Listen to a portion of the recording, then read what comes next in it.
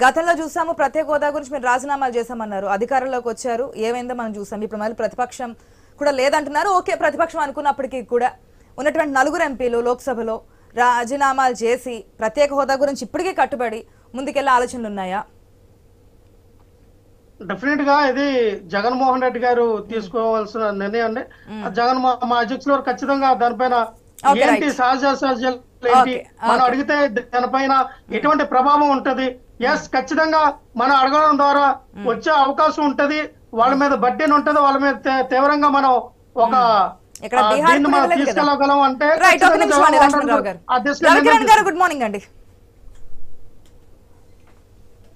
Good morning ASHA గారు. ఏంది రవికిరణ్ గారు, ఏపీకి ఇంత అన్యాయం చేస్తారా ఏంటి? ఎంతో చేశారని చెప్పి ఏపీ ప్రజలందరూ పండుగ చేసుకుంటున్నారు. మీ నాయకులైతే ఏకంగా పాలాభిషేకాలు చేస్తున్నారు, పండుగ వాతావరణం ఎక్కడపక్కడ బాణసంచ కాల్చి.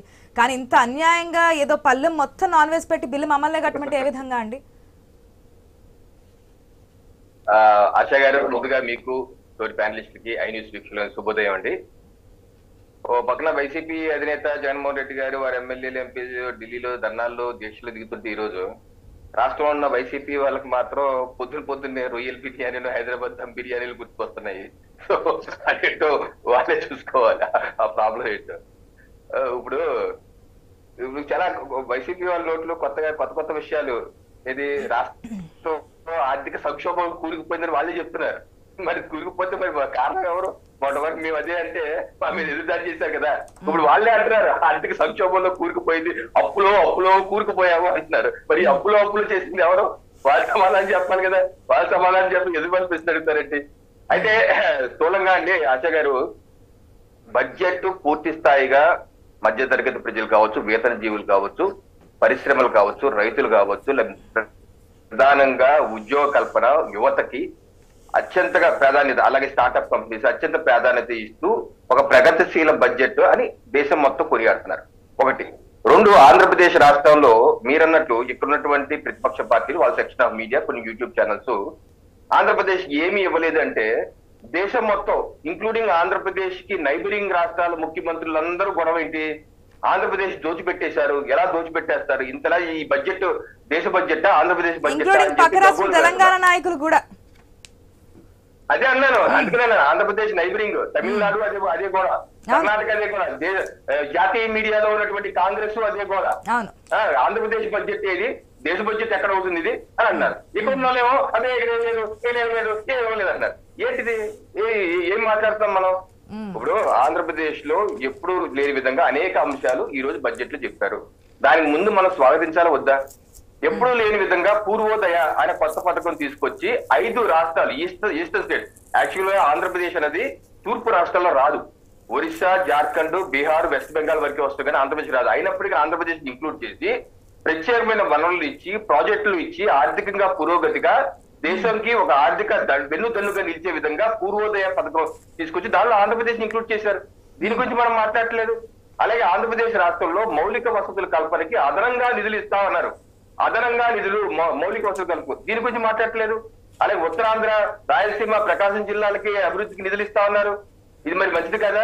అలాగే ఈ పారిశ్రామిక పరుగులు తీపిస్తాకి ఆ కొప్పర్తి కానీ, ఓర్వకల్లు కానీ రైలు, రోడ్డు కనెక్టివిటీలు, వాటర్ కనెక్టివిటీలు, మౌలిక వసతులను కల్పించి మొత్తం ఆ నోడ్లను అభివృద్ధి చేస్తామని చెప్పి అన్నారు. ఈ బడ్జెట్ ఏంది? 8 మాసాల బడ్జెట్ ఏది, 12 మాసాలు కూడా కాదు, 8 మాసాల బడ్జెట్. జూలై ఇది, రేపు మార్చి ఎన్నికలు అయిపోతాయి. దానితో పోలవరంకి చాలా స్పష్టంగా తెలుగులో కూడా చెప్పారు ఆవిడ. తెలుగులో చెప్పింది ఏంటి? పోలవరం తెలుగు ప్రజల, ఆంధ్రప్రదేశ్ రాష్ట్ర జీవనాడే కాదు, భారతదేశ ఆహార భద్రతకి ఎంతో ముఖ్యం. సో దానికి పూర్తిగా మేము కట్టుబడి ఉన్నాము, ఎటువంటి కావాల్సిన నిధులు ఇస్తాము, అన్ని చేస్తామని చెప్పి తెలుగులో కూడా ప్రెస్ మీట్ కూడా చెప్పారు. ఇక చివరిగా అమరావతి విషయం, ఆవిడ పార్లమెంట్ లో స్పీచ్ లో చెప్పింది ఏంటంటే, ఒకసారి చదివినిపిస్తాను. 50,000 crores coming through multilateral development assistance, which we borrow from multilateral bank like World Bank, Asia Development Bank, etc. And further assistance will also be extended. ఏంటి దాని అర్థం ఏంటి?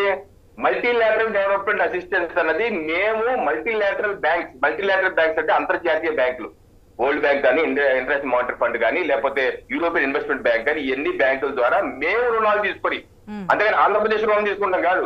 వి విల్ బారో మేము రుణం తీసుకొని, ఎందుకంటే ఏదైతే అంతర్జాతీయ బ్యాంకు నుంచి ఆశా గారు రుణాలు తీసుకుంటే ప్రభుత్వ దేశం షూరిటీగా ఉండాలి, సావరెన్ గ్యారంటీ ఇవ్వాలి దేశం. అంతేగాని రాష్ట్రం గ్యారంటీ ఇస్తే వాళ్ళు తీసుకోరు. దేశమే గ్యారంటీగా ఉండి, అంటే కేంద్ర ప్రభుత్వం గ్యారంటీగా ఉండి రుణం తీసుకొని అది వాళ్ళు రాష్ట్రానికి ఇస్తారు. ఇది ఇంకా కావాలంటే కూడా మీకు ఫర్దర్ ఎక్స్టెండ్, ఇంకా కావాలంటే కూడా ఇస్తాము అన్నారు. తెలుగులో కూడా ప్రెస్ మీట్ పెట్టాం, తెలుగులో ఒకళ్ళు అడిగితే తెలుగులో కూడా చెప్పింది ఏంటి ఆవిడ ఇదే విషయం చెప్పారు. అలాంటి బ్యాంకుల ద్వారా తీసుకుని మేము అది ఆంధ్రప్రదేశ్ రాష్ట్రానికి ఇస్తాము. అయితే దీన్ని ఎలా అడ్జస్ట్ చేసుకుంటారు ఏంటి అంటే, అసలే రాష్ట్రం ఆర్థికంగా ఇబ్బందుల్లో ఉంది. ఆంధ్రప్రదేశ్ క్యాపిటల్ అమరావతి నిర్మాణానికి మేము కట్టుబడి ఉన్నాం, దానికి కావాల్సింది గ్రాంటా ఇంకోటాన్ని మేమిద్దరం చర్చించుకొని చూసుకుంటాం. ఇప్పుడు అది కాదు సమస్య, అసలే ఆ రాష్ట్ర ఆర్థిక పరిస్థితి ఆర్థిక ఇబ్బందుల్లో ఉంది, మేము అమరావతి కట్టుబడి ఉన్నాం. 1-2 సార్లు ఆ ప్రెస్ మీట్ తెలుగులో చెప్పిన పక్క భాష చెప్పి ఆ అప్పు మీరు ఇచ్చేశారు, తోచేశారు, తొక్కేశారు. అసలు వచ్చిన దానికి అసలు మూడు రాజధానులు 30 రాజధానులు నాశనం చేసి మీరు 5 ఏళ్ళగా ఏమి చేయండి మీరు. ఇప్పుడు అన్ని విధాలుగా సహకరించి ముందుకు వెళ్లి ఇండస్ట్రీస్, మౌలిక వసతులు, అలాగే పూర్వోదయ పథకం కింద ఆంధ్రప్రదేశ్ రాష్ట్రాన్ని ఇంక్లూడ్ చేయటం, ఆర్థికంగా వనరులు ఇస్తాం, అన్ని చేస్తాం అంటే ఏమీ లేదు. యువత చేతులు ఇచ్చారు, గాలి ఇచ్చారు, లేదంటే దీనికి అర్థం ఉంది ఆశయ గారు. అసలు కాంగ్రెస్ ప్యానల్ మన దాంట్లో లేరు కాబట్టి షర్మిల క్వశ్చన్ చేసింది కూడా నేను ఒకసారి చెప్తాను. ప్రత్యేక హోదా ఎందుకు డిమాండ్ చేయట్లేదు, ప్రత్యేక హోదా లేకపోతే రాష్ట్రానికి పరిశ్రమలు ఏ విధంగా వస్తాయని చెప్పి నేను షర్మిల చేసినటువంటి కామెంట్. సరే, ఇప్పుడు ప్రత్యేక హోదా లేకుండానే అనేక రాష్ట్రాలు అభివృద్ధి చెందాయి. ఇప్పుడు ప్రత్యేక హోదా విషయంలో కూడా మీ యొక్క ఛానల్లో అనేక మార్లు చెప్పాను. ప్రత్యేక హోదా అనేది ఒక ముగిసిన అధ్యాయం, దాని బదులు ప్రత్యేక ప్యాకేజీ, నేను గతంలో కూడా మీకు చూపించిన క్లిప్పింగ్స్ అని మీకు అన్ని గుర్తుంటాయి. ప్రత్యేక హోదా బదులు ప్రత్యేక ప్యాకేజీ 10,000 కోట్ల వరకు మనం ఇచ్చాము, అన్ని జరిగినాయి. అలాగే పారిశ్రామిక రాయితీలు కూడా 5 ఏళ్ల పాటు 2015 నుంచి 2020 వరకు ఇచ్చాయి. అయితే 2024 ఎన్నికల్లో కూడా మేము ఎన్డీఏ కూటమి ప్రత్యేక హోదా ఇస్తామని చెప్పి ప్రజల ముందుకు వెళ్ళలేదు. మేము ఇచ్చిన హామీ ఏంటి, అభివృద్ధి చేస్తాము, మాకు అవకాశం ఇవ్వండి అన్నావు. అయితే ఇండియా కూటమి, కాంగ్రెస్ ఇండియా కూటమి ప్రత్యేక హోదా ఇస్తామని చెప్పింది మీరే కదా. సాక్షాత్ వెంకయ్య నాయుడు గారు ఉపరాష్ట్రపతి, మాజీ ఉపరాష్ట్రపతి దగ్గర చెప్పారు కదా. ఒక్కసారి ఆగండి, మీ టర్న్ వచ్చిన మీరు అడగని ప్రశ్న నేను చెప్తాను. నేనేంటంటే 2024 ఎన్నికల్లో ఇండియా కూటమి, కాంగ్రెస్ పార్టీ మేము ప్రత్యేక హోదా ఇస్తాము, మాకు ఓట్లు వేయండి అని చెప్పి కాంగ్రెస్, కమ్యూనిస్టులు కూటమి వెళ్ళారు. ప్రజలు వాళ్ళు తిరస్కరించారు. ప్రజలు ఎన్డీఏ కూటమి మద్దతు ఇచ్చారు. వైసీపీని కూడా వైసీపీ కూడా ఏమంటే ప్రత్యేక హోదా మేము కట్టుబడి ఉన్నాం, వాళ్ళు కూడా తిరస్కరించారు. ఎన్డీఏ కూటమి మేమేం చెప్పలేదు, మేము చెప్పింది ఏంటంటే అభివృద్ధి సాధిస్తాము, 20 లక్షల ఉద్యోగాలు ఇస్తాము.